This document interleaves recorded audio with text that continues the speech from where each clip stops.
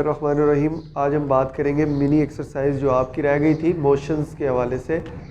तो mini exercise में दो तीन बातें जो हैं वो बहुत इंपॉर्टेंट है, बाकी तो आप लोग कर ही लेंगे क्योंकि पीछे मोशन की जब हमने एक्सप्लेनेशन की थी तो उसमें काफ़ी एग्जांपल्स डिस्कस हो गई थी। तो इधर जो एक मेन क्वेश्चन है वो ये है कि आपका जो कोई एब्सोलूट रेस्ट या एब्सोलूट मोशन को डिफ़ाइन करें। तो आइंस्टाइन ने जैसा कि बताया था कि there is no absolute motion और नो एब्सोलूट रेस्ट। तो रेस्ट जो है कोई एब्सोलूट रेस्ट नहीं है, ये दोनों क्वांटिटीज़ रेस्ट और मोशन जो है ये रिलेटिव है, एक दूसरे के साथ रिलेट कर रही हैं। तो कोई एब्सोलूट रेस्ट और मोशन नहीं है। हाँ, डिफरेंट एब्सोलूट रेस्ट और मोशन डिफरेंट रेफरेंसेस के मुताबिक चेंज होता रहता है। आप एक बस की बात करते हैं अपने मुताबिक कि वो रेस्ट पे है, तो अर्थ के मुताबिक एक बंदा जो सैटेलाइट से उसको देख रहा होगा तो उसके मुताबिक वो रेस्ट पे नहीं है, उसके मुताबिक अर्थ मोशन में है और उसके अंदर जितने भी ऑब्जेक्ट्स हैं वो सब के सब मोशन में है। तो इन शॉर्ट हम ये कह सकते हैं कि there is no absolute rest. उसके बाद जो एक और मेन पॉइंट था वो है motion of a wheel. Motion of a wheel जो है ये आपकी बुक वगैरह भी देखी जाए तो उसमें इसको सर्कुलेटरी मोशन कहा हुआ है, सर्कुलर मोशन कहा हुआ है, जबकि ये सर्कुलर मोशन नहीं है, ये रोटेटरी मोशन है। रोटेटरी मोशन की हम बात करते हैं क्योंकि ये अपने एक्सिस के गिर्द रोटेट करता है। हाँ, क्योंकि ये एक साइकिल का अगर पहिया है इसकी बात करते हैं तो ये अपने एक एक्सिस के गिर्द मूव करता है, इस एक्सिस के गिर्द, इसलिए ये रोटेटरी है। अगर ये पहिया हम इसे स्ट्रेट पाथ पे मूव करवा रहे हैं तो ये जब मूव करता हुआ आएगा तो ये लीनियर मोशन करेगा। अगर हम इसी का पाथ, इसी साइकिल का पाथ ही सर्कुलर कर दें तो इस पर ये गोल पहिया सर्कुलर घूम रहा है, तब ये सर्कुलेटरी मोशन है। Otherwise motion of a wheel rotatory है क्योंकि वो अपने एक एक्सिस के गिर्द मूव कर रहा है। इसके बाद हम बात करते हैं स्केलर और वेक्टर पे। बहुत इंपॉर्टेंट डिस्कशन है स्केलर वेक्टर की। हर लेवल पे स्केलर और वेक्टर आप अभी समझ लें तो काम आएंगे। स्केलर और वेक्टर ये दो मेन क्वांटिटीज़ हैं जिनकी हमने बात करनी है। स्केलर जो है आप ये डिस्कस करता है, इसको हम डिस्क्राइब करते हैं completely bye its magnitude, described by magnitude. Totally जो है वो मैग्नीट्यूड ही इसको डिफ़ाइन करता है, इस पे डायरेक्शन का कोई अमल दखल नहीं है, डायरेक्शन जो है वो इसमें इंक्लूड नहीं है। इसी तरह हम बात करते हैं वेक्टर की, तो वेक्टर जो है described by magnitude plus its direction. इसकी हम कुछ मिसाल लेंगे तो ही क्लियर हो जाएगा। मिसाल हम लेते हैं डेली लाइफ की कि एक बंदा शॉपकीपर से 5 kg शुगर लेके आता है, 5 किलो चीनी लेके आ रहा है। जब वो 5 किलो चीनी लेके आ रहा है तो उसमें समझने वाली बात यह है कि ये उसका मैग्नीट्यूड है, केजी मैस जो है ये उसका मैग्नीट्यूड है। हाँ, हम कहते हैं कि वो नॉर्थ वाली साइड से, नॉर्थ साइड से लेके आ रहा है, वेस्ट से लेके आ रहा है, ईस्ट से लेके आ रहा है, तो उसमें हमने डायरेक्शंस इंक्लूड कर दी। तो जब डायरेक्शन इंक्लूड होगी तो इसलिए डायरेक्शन इंक्लूड होने की वजह से ये वेक्टर क्वांटिटी बन जाएगी। अच्छा, दो चीज़ें और जो हैं ये तो हमने डेली लाइफ से डिस्कस कर ली, बाकी फ़िज़िक्स की मेन जो क्वांटिटीज़ हैं बेस और ड्राइव क्वांटिटीज़, उसके मुताबिक हम इसकी एग्जांपल्स लेते हैं। मैस आपका स्केलर है, लेंथ स्केलर है, आपके पास टाइम स्केलर क्वांटिटी है, टेम्परेचर स्केलर क्वांटिटी है। इसके अलावा आप बात कर लेते हैं जी स्पीड आपकी स्केलर क्वांटिटी है, डिस्टेंस आपका स्केलर क्वांटिटी है, डेंसिटी आपकी स्केलर क्वांटिटी है, वॉल्यूम आपका स्केलर क्वांटिटी है, एक्सेट्रा। ये डिफरेंट चीज़ें जो हैं ये आपकी स्केलर क्वांटिटीज़ हैं। वेक्टर क्वांटिटीज़ की बात करते हैं जिनमें डायरेक्शन इंक्लूड है। अच्छा, स्केलर में एक बहुत इंपॉर्टेंट क्वांटिटी है work. Work is called scalar quantity. क्यों? क्योंकि वर्क में काफ़ी लोग कहते हैं फोर्स इनटू डिस्प्लेसमेंट होती है, फोर्स और डिस्प्लेसमेंट ये दोनों वेक्टर क्वांटिटीज़ हैं, जबकि इनका रिजल्टेंट जो वर्क आता है ये स्केलर है। ये बात बहुत इंपॉर्टेंट है, ये आगे लेवल पे आप पढ़ेंगे कि इसके बीच में डॉट प्रोडक्ट होती है और डॉट प्रोडक्ट जिसके बीच में हो तो वो स्केलर होती है और जिसके बीच में क्रॉस प्रोडक्ट हो तो वो वेक्टर क्वांटिटी होती है। फ़िलहाल जो बहुत इंपॉर्टेंट एमसीक्यूज़ का डाटा है वो ये है कि वर्क स्केलर क्वांटिटी है। फर्दर डिस्कशन अगले लेवल्स पे हो जाएंगी। मैग्नीट्यूड और डायरेक्शन की बात कर रहे थे वेक्टर में, आप वेलोसिटी ले सकते हैं, फोर्स ले सकते हैं वेक्टर में, डिस्प्लेसमेंट ले सकते हैं वेक्टर में, एक्सेलरेशन आप वेक्टर में लेंगे। इसी तरह की बहुत क्वांटिटीज़ आप वेक्टर में ले सकते हैं जिनमें डायरेक्शन इंक्लूड है। बात करते हैं हम रिप्रेजेंटेशन ऑफ वेक्टर की। वेक्टर को आप कैसे रिप्रेजेंट करेंगे? तीन बातें, तीन मेथड हैं इसको रिप्रेजेंट करने के, hand writing method, symbolic method and graphical method. Vector representation, vector representation, तीनों मेथड हम डिस्कस करेंगे। वेक्टर को रिप्रेजेंट कैसे करते हैं देख ले। पहला मेथड जो है वो आपका है जी हैंड राइटिंग मेथड। आप लिखते हुए वेक्टर को कैसे रिप्रेजेंट कर सकते हैं विदाउट एनी सिंबल या बग़ैर किसी सिंबल के या इन चीज़ों के। तो ये आप इस तरह कर सकते हैं कि हैंड राइटिंग मेथड में आप वर्ड को बोल्ड कर दें, बोल्ड लेटर में आप वेक्टर को रिप्रेजेंट कर सकते हैं। बोल्ड लेटर से मुराद है आप ले रहे हैं फोर्स, फोर्स को आप रिप्रेजेंट करते हैं F से, और F से अगर आप रिप्रेजेंट करते हैं तो अगर आपने इसको विक्टोरिकली रिप्रेजेंट करना है हैंड राइटिंग मेथड से तो आप इसको बोल्ड कर देंगे, थोड़ा सा बोल्ड कर देंगे। तो ये आपका हैंड राइटिंग मेथड में आप इसको वेक्टर की रिप्रेजेंटेशन कर देंगे कि force is a vector quantity. दूसरी बात करते हैं हम, दूसरा मेथड आपका है जी सिंबॉलिक रिप्रेजेंटेशन। सिंबॉलिक रिप्रेजेंटेशन में दो तीन बातें इंपॉर्टेंट हैं। इसमें हम किसी सिंबल की मदद से वेक्टर को रिप्रेजेंट करते हैं। सिंबल में आप बार भी ले सकते हैं, बार, और दूसरा मेथड है आपके पास एरो हेड। एरो हेड क्या होता है? एरो हेड जो है वो आपके पास इस तरह का एक निशान है और बार एक सिंपल लाइन है। आप इसी में भी फोर्स को रिप्रेजेंट करना चाह रहे हैं, फोर्स को आप F से रिप्रेजेंट करते हैं। अगर आपने इसको वेक्टर बनाना है और आप बताना चाह रहे हैं कि फोर्स एक वेक्टर क्वांटिटी है तो आप इसके ऊपर एक बार लगा देंगे। सिमिलरली आप बात करते हैं कि एक और मेथड एरो हेड से किस तरह रिप्रेजेंट करेंगे। F लिखते हैं, आपने किसी को भी रिप्रेजेंट करना है तो आप इस पे एरो हेड लगा दें। डिस्प्लेसमेंट को करना है एरो हेड लगा दें, वेलोसिटी को करना है एरो हेड लगा दें, एक्सेलरेशन को करना है एरो हेड लगा दें, इसी तरह बार लगा दें। या इधर लेटर की अगर आपने V को विक्टोरिकली हैंड राइटिंग मेथड में करना है तो आप इसको बोल्ड कर दें। तो ये कुछ मेथड है। तीसरा मेथड जो है बहुत इंपॉर्टेंट है वो है ग्राफिकल रिप्रेजेंटेशन। कौन सा मेथड है जी? Graphical representation. ग्राफिकल आप इसको कैसे रिप्रेजेंट करेंगे? Align with an arrow head, align with an arrow head.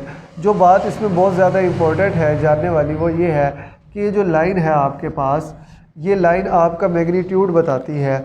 ये लाइन आपको बताती है कि मैग्नीट्यूड कितना है वेक्टर का, और मैग्नीट्यूड मैंने आपको बताया था कोई क्वांटिटी होती है, और एरो हेड जो है ये आपको बताएगा डायरेक्शन, कौन सी डायरेक्शन है। फर्दर डिटेल में हम जाते हैं। हम एक ग्राफ बना लेते हैं जिसके दो एक्सिस ले लेते हैं, एक एक्सिस x है, एक ये y एक्सिस ले लेते हैं। हम इसको नॉर्थ कह देते हैं, इधर इसको हम साउथ ले लेते हैं, ये ईस्ट हो जाता है और ये आपके पास वेस्ट हो जाता है। आपने एक वेक्टर रिप्रेजेंट करना है 5 Newton force in north east side पे आपने रिप्रेजेंट करनी है। नॉर्थ और ईस्ट के दरमियान में आपने एक वेक्टर ड्रॉ करना है जो कि 5 न्यूटन होगा। ये एक वेक्टर हमने ड्रॉ कर लिया। ये जो लाइन है ये 5 न्यूटन जो है ये फोर्स को रिप्रेजेंट कर रही है। इसे आप एरो हेड लगाएं, बार लगाएं, कुछ भी लगा दें, ये आपका वेक्टर ही है। तो ये जो एरो हेड है ये आपका डायरेक्शन बता रहा है कि नॉर्थ और ईस्ट के दरमियान में फोर्स 5 न्यूटन की लग रही है। ये जो लाइन है ये 5 न्यूटन मैग्नीट्यूड शो कर रही है। दो बातें और कि अगर आपको कहा जाए कि आप बताएं कि 5 न्यूटन फोर्स नॉर्थ की तरफ लग रही है, आप ये लेंगे, ईस्ट की तरफ लग रही है ये लेंगे, वह साउथ की तरफ ये, वेस्ट की तरफ इस लाइन के ऊपर लाइन ड्रॉ कर देंगे। हाँ, अगर वो कहता है साउथ ईस्ट में लग रही है तो आप इसी वेक्टर को इस तरह कर देंगे, एरो लगाना लाजमी है, ये लाइन मैग्नीट्यूड ही शो करेगी। एरो हेड जो है ये आपका डायरेक्शन बताएगा। नॉर्थ वेस्ट में लग रही है, नॉर्थ और वेस्ट के दरमियान में बना दें। साउथ और ईस्ट में लग रही है, साउथ और ईस्ट के दरमियान में लगा दें लाइन। इस तरह हम वेक्टर को ग्राफिकली रिप्रेजेंट करेंगे। इसके बाद हम चलते हैं पोजीशन की तरफ। पोजीशन जो है वो आपको बताती है location from some reference point, किसी भी पॉइंट की लोकेशन। पोजीशन कोई इतनी ज़्यादा इंपॉर्टेंट नहीं है, बस आपने इसको समझ लेनी है। किसी भी चीज़ की कोई पोजीशन, इसमें कोई इतना बड़ा कंसेप्ट नहीं है, सिंपल सी बात है। पोजीशन जो है location of a point from some origin, location of a point from some reference point या ओरिजिन, कुछ भी कह सकते हैं। घर आपका एक ओरिजिन है, हम यहाँ बुक वाली एग्जांपल ले रहे हैं हाउस, और ये आपका एक स्कूल है जिसको हम एस कह रहे हैं। तो इसके दरमियान में ये जो है पोजीशन आपके घर से आपके स्कूल तक की ये जो पोजीशन है, लोकेशन है एक पॉइंट की दूसरे पॉइंट, ये ओरिजिन है और ये पॉइंट है जिसकी पोजीशन यहाँ पे है। आपके घर से यहाँ पे इसकी पोजीशन है जिसे हमने एक एरो हेड से रिप्रेजेंट कर दिया है। अच्छा, नेक्स्ट हम मूव करेंगे डिस्टेंस और डिस्प्लेसमेंट में। बहुत ही इंपॉर्टेंट कंसेप्ट है, डिस्टेंस डिस्प्लेसमेंट को समझना बहुत ज़्यादा ज़रूरी है। 4-5 बातें बुक से हट के बताऊंगा, उन चीज़ों को भी नोट कर लीजिएगा। डिस्टेंस की बात करेंगे, डिस्प्लेसमेंट की बात करेंगे। पहले इसकी डेफिनेशन बता दें जो आपकी बुक में है। Length of a path from one point two another, length of a path from one point two another. इसी तरह हम बात करते हैं डिस्प्लेसमेंट की। डिस्प्लेसमेंट आपका क्या है? Shortest distance between two points, shortest distance between two points, हम बात करते हैं इसकी थोड़ी डिटेल में। अच्छा, 2 बातें और नोट कर लें कि ये आपका स्केलर है डिस्टेंस, और डिस्प्लेसमेंट जो है ये एक वेक्टर क्वांटिटी है, क्योंकि इसमें डायरेक्शन इंक्लूड है, इसमें डायरेक्शन नहीं है। हम बात करते हैं ये आपका पॉइंट है, समझ लें, घर ले लें, और ये आपका स्कूल है। इसी तरह जिस तरह पहले हमने बात की थी, इस पे जाने का रास्ता एक इस तरह से है, ये एक पाथ है, यहाँ पे आप स्कूल में पहुँच गए, और एक दूसरा पाथ है, ये भी आप इधर से भी स्कूल में पहुँच गए, और एक ये जो होगा ना, इसको आप एस कह दें, ये आपका डिस्टेंस है। डिस्टेंस को एस से डिनोट करते हैं, वो मैं बताता हूँ मज़ीद। और जो इसका शॉर्टेस्ट डिस्टेंस है वो ये है, this is the shortest distance, इसे आप कहेंगे डिस्प्लेसमेंट। किसी भी पॉइंट का कोई भी शॉर्टेस्ट डिस्टेंस जो है, पॉसिबल शॉर्टेस्ट डिस्टेंस, वो डिस्प्लेसमेंट है। एक रास्ता जो डिफरेंट हाँ, अगर हम बात करते हैं कि ये आपका घर है, ये आपका स्कूल है, बिल्कुल सामने स्कूल है, तो इसके पास जाने का सिर्फ ये गली बंद है ऐसे, तो जाने का सिर्फ एक ये रास्ता है। इस जगह पे डिस्टेंस भी यही होगा, डिस्प्लेसमेंट भी सेम होगा। हाँ, हम बात करते हैं कि एक पाथ है, ये है हाउस, ये है स्कूल, और हम बात करते हैं कि यहाँ पे जाने का रास्ता जो है वो ये एक सर्कुलर ट्रैक है, जिसके अलावा बाकी ये जो जितना भी हिस्सा है ये सारा ब्लॉक है, इधर से आप नहीं जा सकते। तो उसके लिए आपने ये वाला रास्ता चूज़ किया है। बेशक इर्रेगुलर है, स्ट्रेट पाथ नहीं है, पाथ इर्रेगुलर है, लेकिन इसके लिए यही डिस्टेंस होगा, यही डिस्प्लेसमेंट, दोनों सेम होंगे, क्योंकि शॉर्टेस्ट डिस्टेंस इसमें यही बन रहा है। अगर ये बंद है, अगर ये एरिया ओपन होता तो उस टाइम पे डिस्प्लेसमेंट ये हो जाता, डिस्टेंस वो हो जाता। फर्दर हम डिटेल में बात करते हैं। 2-3 बातें और नोट कर लें कि आपके पास जो डिस्टेंस है इसको हम रिप्रेजेंट करते हैं, डिनोट करते हैं, डिनोटेड बाय एस, और इसको डिनोट करते हैं डी से विद एन एरो हेड। ये वेक्टर क्वांटिटी है। इसी तरह हम यूनिट की बात करते हैं, इसका यूनिट मीटर है जिसको आप स्मॉल m से रिप्रेजेंट करते हैं। इसी तरह इसका यूनिट भी मीटर है, इसे भी स्मॉल m से रिप्रेजेंट करते हैं। फ़र्क शॉर्टेस्ट डिस्टेंस का और कंप्लीट डिस्टेंस का है, और स्केलर और वेक्टर का है। इसके बाद जो सबसे इम्पोर्टेंट बात है वो ये है कि फॉर मूविंग बॉडी, एक बॉडी जो मूव कर रही है उसके लिए जो डिस्टेंस है आपका वो ग्रेटर होगा डिस्प्लेसमेंट से। इक्वल भी हो सकता है, ग्रेटर भी हो सकता है। ग्रेटर कब होगा डिस्प्लेसमेंट से? जब इर्रेगुलर पाथ होगा। इर्रेगुलर पाथ होगा तो ये जो है डिस्टेंस बड़ा होगा, और ये इक्वल कब होगा डिस्प्लेसमेंट के, फॉर स्ट्रेट पाथ, स्ट्रेट रास्ता जो है उसके लिए डिस्टेंस और डिस्प्लेसमेंट इक्वल होंगे। इर्रेगुलर पाथ की हम मिसाल ले लेते हैं कि ये एक पॉइंट है ए, ये एक पॉइंट है बी, इस तक जाने का एक ये रास्ता चूज़ किया गया है, तो ये आपका डिस्टेंस है, जबकि इसका शॉर्टेस्ट डिस्टेंस जो है ये डिस्प्लेसमेंट है। मूविंग बॉडी इर्रेगुलर पाथ में मूव कर रही होगी, तो जो डिस्टेंस है वो डिस्प्लेसमेंट से हमेशा बड़ा होगा, जबकि स्ट्रेट पाथ के लिए एक ये पॉइंट ए है और एक ये पॉइंट बी है। इस स्ट्रेट पाथ के लिए जो डिस्टेंस और डिस्प्लेसमेंट जो है वो इक्वल होंगे। अच्छा, मज़ीद बात करते हैं कि डिस्टेंस जो है कैन बी ज़ीरो और can not be zero. Distance जो है आपका कभी भी ज़ीरो नहीं हो सकता। क्यों नहीं हो सकता? क्योंकि ये स्केलर क्वांटिटी है, स्केलर क्वांटिटी कभी भी ज़ीरो नहीं होती।